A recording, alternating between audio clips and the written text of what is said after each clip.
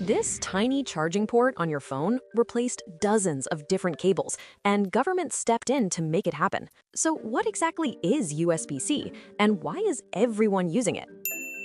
Old cables were one-trick ponies. This one charges, that one moves files, another one sends video. Flip it wrong and suddenly you've offended it personally. USB-C does all of it.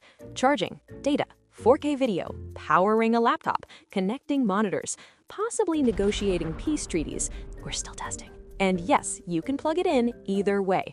No more midnight cable yoga, no more rotate, rotate, rotate. Okay, now it works. But how does one tiny cable pull off all that? Suspicious, right? The cable isn't one thing. Inside that tiny oval are 24 microscopic pins. Each has a job. Some deliver power, some move data, some send video signals to a screen. They don't get mixed up because devices talk to each other first. Yes, the cable negotiates. Before anything happens, your devices basically say, "Hey, what are you? I'm a laptop. Cool. Need power? Yes, a lot. Got it. Sending big juice." Or, "I'm a headphones. Oh, tiny snack amount of power. Copy that." This is called a handshake. Not a literal one, no tiny cable hands, sadly. More like two polite robots introducing themselves before exchanging anything important. And because it's symmetrical, flipping it upside down doesn't change anything. So who came up with this tiny overachiever? There's a group quietly shaping how almost every gadget in your life connects to everything else. They're called the USB Implementers Forum. Catchy name, memorable, suspiciously similar to something you'd forget 5 seconds later. It includes companies like Apple, Intel, Microsoft, Google, HP, Dell, Samsung, and a bunch of others you've probably yelled at while restarting your Wi-Fi. Their job is to set the rules for USB, how cables work, how fast data moves, how much power flows, how devices from different brands understand each other. They don't build the gadgets, but they make sure the gadgets can get along. They introduced USB-C in 2014.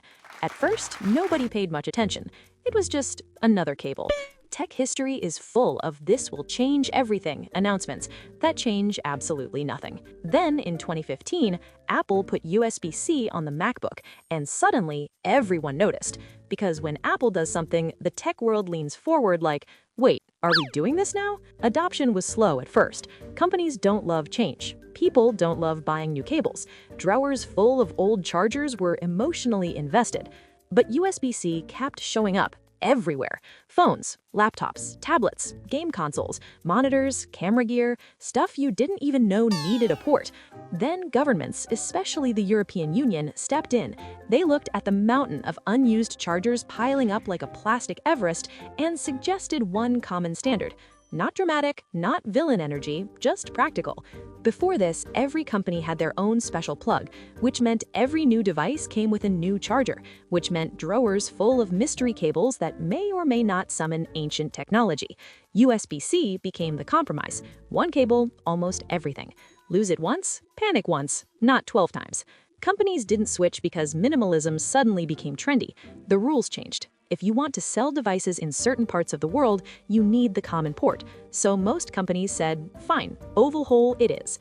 And honestly, it's one of those rare changes that makes life quietly easier. To sum it up, it's not just a cable. It's a universal doorway. And for once, the tiny thing really did make everything simpler.